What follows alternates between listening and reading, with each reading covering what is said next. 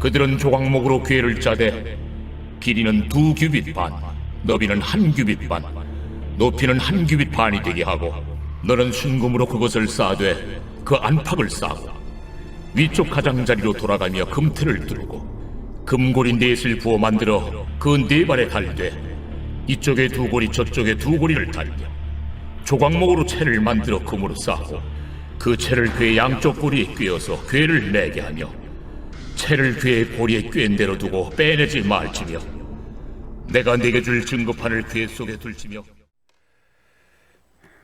할렐루야. 오늘도 이 새벽에 저와 여러분 모두에게 하나님의 은혜와 공유를 부어주시기를 바랍니다. 우리가 봉독한 이 말씀을 가지고 언약궤의 제목으로 말씀의 은혜를 같이 나누겠습니다. 오늘 본문은 이제 성막에 대한 구체적인 설명이 시작되는 그런 말씀입니다. 성전에서 가장 중요한 부분이 있다면 그건 지성소입니다. 지성소는 하나님의 임재가 있는 곳인데 그 임재의 상징이 뭐냐? 바로 언약궤예요. 그리고 그 언약궤에 대한 설명이 오늘 본문에 쭉 나와 있는 것입니다. 언약궤는 오늘 본문에 보시면 조각목으로 언약궤를 짜라 이렇게 되어 있습니다. 조각목은 아카시아 나무 일종, 아주 단단한 아카시아 나무 일종을 의미합니다. 그리고 크기를 보니까 길이가 2규빗 반, 넓이가 1규빗 반, 높이가 1규빗 반으로 되어 있어요. 1규빗이라 하면 이 팔꿈치에서부터 손끝까지 되는 그런 길이라고 합니다. 그러니까 여기 1규빗 반 그러면 약 한 50cm 정도 그 정도로 된다고 그렇게 봅니다. 그래서 길이가 약 1m 한 25 그리고 넓이와 높이가 약 75cm 정도 되는 그런 나무 직사각형의 나무 상자를 말하는 거예요. 이렇게 만들어 놓고 어떻게 하라고 했느냐? 순금으로 싸되 안팎으로 싸라. 그리고 가장자리를 둘러서 금태를 두르라. 그리고 금고리 넷을 만들어서 발이 있는 쪽으로 달라. 그렇게 되어 있는 것입니다. 그리고 조각목으로 채를 만들라. 여기 채는 뭐냐 하면 긴 막대기를 의미하는 것입니다. 그러니까 하나님의 언약궤는 임재의 상징이니까 사람이 만지면 죽어요. 그러니 운반을 어떻게 했느냐? 긴 나무 막대기를 걸어서 그 고리에 걸어서 어깨에 메고 다니게 했다 하는 말씀입니다. 이제 그림을 약간 그려지게 되지요. 그리고 그 안에 언약궤 안에 뭐가 들어있느냐? 16절 마지막에 보니까 증거판을 두라 이렇게 되어 있는 것입니다.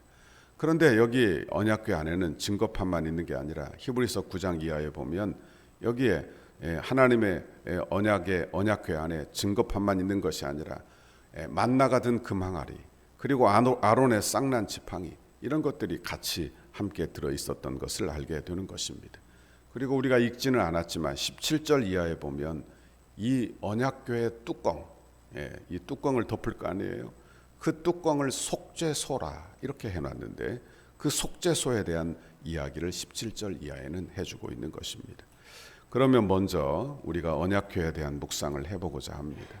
언약궤는 여러 가지 이름을 가지고 있죠. 법궤, 그리고 증거궤, 여호와의 궤, 이런 여러 가지 이름을 가지고 있습니다.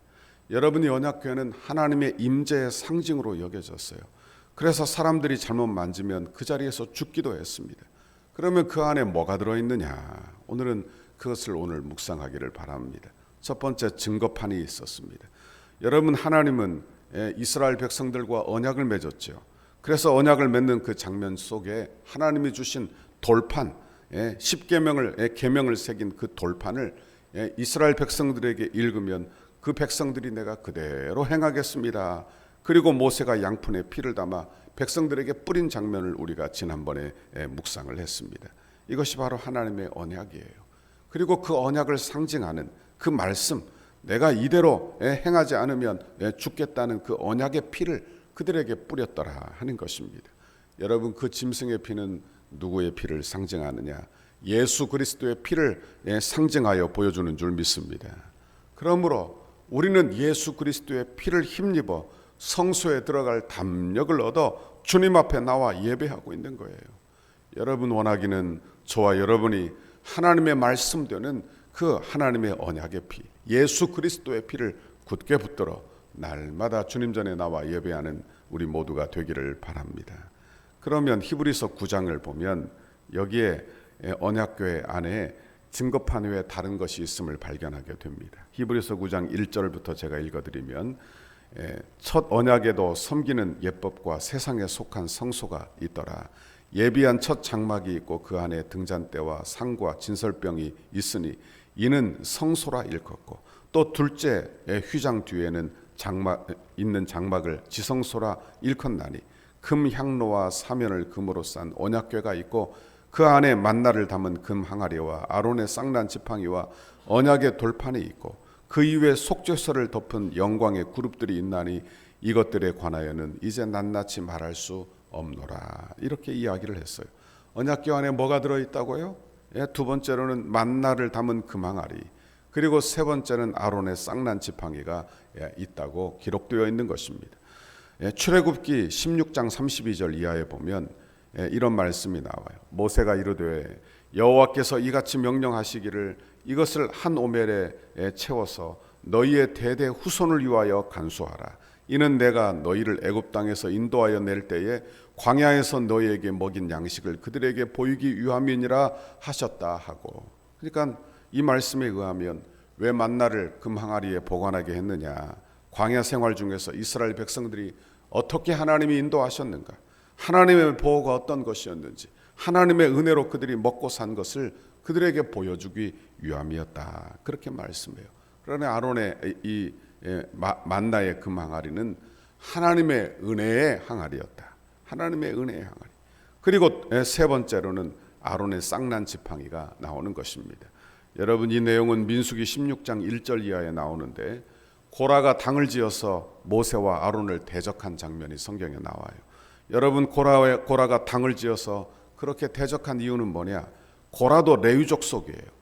그런데 아론의 후손만 대제사장이 되는 것을 보고 이게 잘못됐다, 왜 나는 못 되는가 하며 그렇게 반란을 일으키게 된 것입니다. 다시 말하면 자기의 시기와 투기로 직분을 사모하여 그 직분을 얻기를 바랬다, 그런 말씀입니다. 그 결과 어떻게 되었느냐? 그 일로 고라가 당을 지었던 사람들이 250여 명이 불살라 죽고 그 자손들이 땅이 입을 벌려 함께 삼킨 바 되어 죽고 이 일로 말미암아 연병이 돌아 14,700명이 죽게 되는 그런 큰 사건이 일어나게 되는 것입니다. 그리고 하나님께서 아론의 지팡이에 싹이 나게 함으로 하나님께서 아론을 세우셔서 일하게 하심을 알게 하시는 거예요. 그리고 그 지팡이를 보관하게 하시는 것입니다.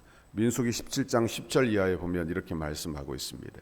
여호와께서 또 모세에게 이르시되 아론의 지팡이는 언약궤 앞으로 도로 가져다가 거기 간직하여 반역한 자들에게 대한 표징이 되게 하여 그들로 내게 대한 원망을 그치고 죽지 않게 할지니라. 그렇게 말씀하고 있어요.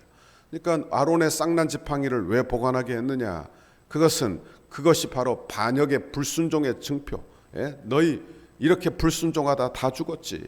말씀에 불순종한 사람들에 대한 그런 증표로 그렇게 주었다. 그리고 그것을 보고 원망을 그치도록, 그래서 죽지 않게 하려고 그렇게 주었다. 그렇게 기록하고 있는 것입니다. 여러분이 언약궤는 예수 그리스도를 상징하고 있는 거예요. 여러분, 예수님이 그 말씀이십니다. 그 언약궤 증거판이 되시는 그 말씀이 이 땅에 육신이 되어 내려오신 거예요. 우리 예수님이 여러분 하늘의 만나가 되시는 것입니다. 여러분, 우리 예수님이 십자가에서 죽으시면서 그 저주의 십자가를 다 당하시는 거예요. 여러분, 우리 예수님이 그 언약궤 안에 있는 모든 것을 다 이루어 주시는 줄 믿습니다.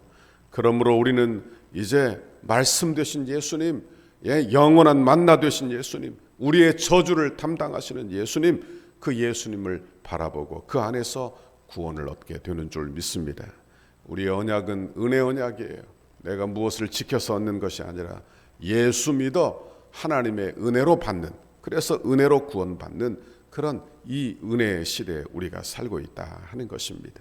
원하기는 저와 여러분이 그러므로 오늘 하루도 이번 한 주간도 예수 잘 믿고 믿음으로 사는 은혜와 복이 임하시기를 바랍니다. 예수님이 주시는 마음 따라 사시고, 그리고 성령 따라 믿음으로 살고 말씀 따라 살고 하나님의 은혜를 붙들어 사는 저와 여러분의 오늘 하루 이번 한 주간이 되시기를 간절히 바랍니다. 오늘도 여러분 믿음으로 살기를 주저하지 말고 기도하고 여러분 내 안에 주시는 하나님 주시는 선한 마음, 착한 마음, 좋은 마음 따라 사세요. 그리고 그 마음을 복되게 하며 살기를 바랍니다. 내 옛 마음 따라 살지 말고 하나님 주시는 새 마음 따라 살아서 여러분 새 마음의 열매를 저와 여러분이 오늘 하루도 맺고 사는 저와 여러분의 오늘 하루가 되시기를 주님의 이름으로 축원합니다. 기도하겠습니다. 하나님 아버지 고맙고 감사합니다. 오늘도 이렇게 한 주간을 시작하면서 월요일 아침에 새벽에 나와 간구하고 기도하게 하시니 감사합니다. 주의 성도들을 주께서 복 주시고 주님 함께하여 주옵소서. 하나님 이렇게 이스라엘 백성들에게 언약을 맺으시고 그리고 성소, 성막을 만들게 하시고 그 안에 언약궤를 두게 하시고 그 안에 하나님 증거판과 만나를 담은 항아리와 아론의 쌍난 지팡이를 두어 우리로 하여금 예수 그리스도를 바라보게 하시니 감사합니다. 하나님 그 언약의 완성되신 예수님을 우리가 소유하고 그 예수님을 잘 믿고 예수 따라 살고 믿음으로 살고 은혜 따라 살아 이번 한 주간도 아버지 하나님의 은혜 아래서 승리하고 사는 주의 성도들이 다 되도록 인도하여 주옵소서.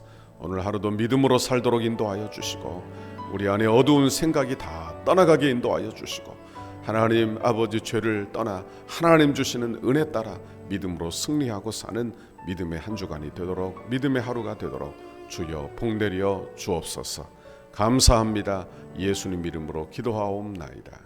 아멘. 우리를 향한 주님의 뜻을 이루소서. 백대 기도문 주일 교회 지도자들을 위해 월요일 건축에 앞장선 지도자를 위해 5페이지입니다. 하나님의 보내심을 받은 종으로서 주님의 뜻만을 추구하며 이루어가는 목자가 되게 하시고 남양주 일대와 민족과 세계를 살리는 지도자가 되게 하옵소서. 성령의 능력과 말씀이 충만한 교회가 되도록 이끌어갈 영적 지도력을 더하여 주셔서 새로운 시대를 여는 영적 지도자가 되게 하옵소서. 담임 목사님에게 영육 간의 강건함을 허락하시고 성령 충만으로 사역을 감당하게 하옵소서. 맡겨주신 사역을 감당하실 때 하늘의 지혜와 능력으로 붙잡아 주시고 온 교회에 주님의 비전을 세워가기에 부족함 없이 능히 감당하게 하옵소서.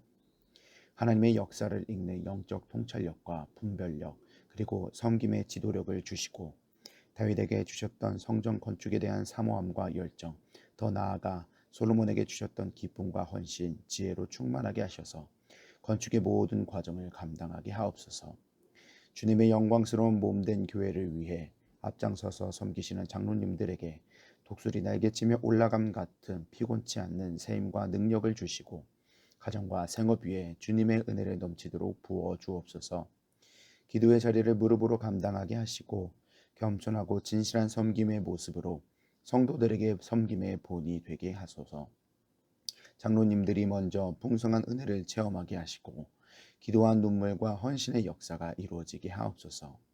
장로님들의 영과 육을 강건하게 지켜주시고 한 마음으로 기도하는 중에 주님의 비전을 보게 하셔서 어떤 역경과 시련 앞에서도 힘차게 전진하는 믿음을 주옵소서. 건축을 위해 수고하시는 장로님들이 건축의 모든 과정에서 존경과 신뢰를 받는 은혜의 주인공이 되게 하옵소서. 한수 지사님과 권사님에게 자원하는 심령을 물붓듯이 부어주셔서 헌신과 충성으로 섬기게 하시고 성전 건축의 모든 과정이 기도와 무릎으로 세워지는 교회 되게 하옵소서. 건축의 모든 일에 앞장서서 믿음의 세대를 잇는 영적 구심점의 역할을 감당하게 하옵소서. 여호수아와 갈렙과 같은 믿음의 눈으로 늘 긍정과 헌신의 마음으로 끝까지 달려가게 하셔서 주님을 향한 감사와 찬송의 고백이 끊이지 않게 하옵소서. 건축 기간에 하늘의 영광과 천국의 기쁨을 맛보게 하시고 한 번뿐인 인생을 하나님의 영광을 위하여 주의 거룩한 비전과 소명을 따라 살게 하옵소서. 믿음의 기초 위에 기도와 헌신의 벽돌을 쌓아 올리며 주님의 몸된 교회를 이루어가게 하시고 안수 지사님, 권사님들의 가정과 생업 위에 주님의 은혜와 보호하심이 넘쳐나게 하옵소서. 건축을 위해 가장 앞장서서 섬기시는 건축위원장 장로님께 영육간의 강건함을 허락 주옵소서. 기도하는 내용마다 충만하게 응답해 주시고 실무를 감당할 때마다 돕는 일꾼들을 허락하옵소서. 기초를 닦고 뼈대를 세우며 공간을 아름답게 채워나가는 모든 과정에서 건축위원회와 모든 업체를 잘 조율할 수 있는 지혜와 지도력을 주옵소서. 시대를 읽는 통찰력과 통정적 사고, 다음 세대를 볼 수 있는 눈, 그리고 작은 일을 보는 눈도 주옵소서. 맡겨주신 일을 끝까지 감당할 수 있는 건강을 주시고 가정 가운데 은혜와 사랑이 충만케 하셔서 거룩한 일에 앞장서는 은혜가 있게 하옵소서. 주님께서 건축위원회와 소위원회의 머리가 되시며 위로부터 임하는 지혜와 지식과 능력으로 충만하게 하옵소서. 건축위원장을 중심으로 건축위원들의 마음이 온전히 하나 되게 하시고 감사와 자원하는 심령으로 맡겨진 소명을 넉넉히 감당하게 하옵소서. 건축위원들에게 갑절의 영감과 최고의 전문성을 주셔서 덕소교회의 건축이 한국교회사의 한 면을 장식하게 하옵소서. 하나님께서 맡기신 건축을 위해 충성을 다하게 하시고 디자인과 실내 장식, 시공과 감리에 탁월한 지혜를 주셔서 덕소를 대표하며 지역을 섬기는 건축이 되게 하옵소서. 건축위원들에게 섬김의 마음을 주시고 세밀한 부분까지 살펴 건축의 모든 과정이 순조하게 진행되게 하옵소서. 건축 과정이 소위원들 모두의 기쁨이 되고 날마다 기적을 체험하는 은혜가 있게 하시며 모든 과정이 부담이 아닌 축복임을 깨달아 늘 감사한 마음으로 진행하게 하옵소서. 소위원들에게 건축에 관한 이해력과 지식을 주셔서 모든 일이 물 흐르듯 은혜롭게 진행되게 하시고 비전과 통찰력을 주셔서 향후 펼쳐나갈 교회의 사역들을 지혜롭게 준비하게 하옵소서. 소위원들이 하나 되게 하시고 시공과 감리를 잘 조정하며 공사 현장을 잘 관리하여 모범적인 건축 현장이 되게 하셔서 경제성, 실용성, 기능성을 살린 아름다운 건축을 이루게 하옵소서. 실무를 감당할 때 성실과 희생, 모범을 보이며 기쁨과 평안으로 잘 감당케 하시고 아주 작은 부분까지 하나도 놓치지 않게 하옵소서. 개인의 주장이나 이기심이 조금도 틈타지 못하도록 늘 기도하며 겸손한 마음으로 섬기게 하옵소서. 예수님의 이름으로 기도하옵나이다. 아멘.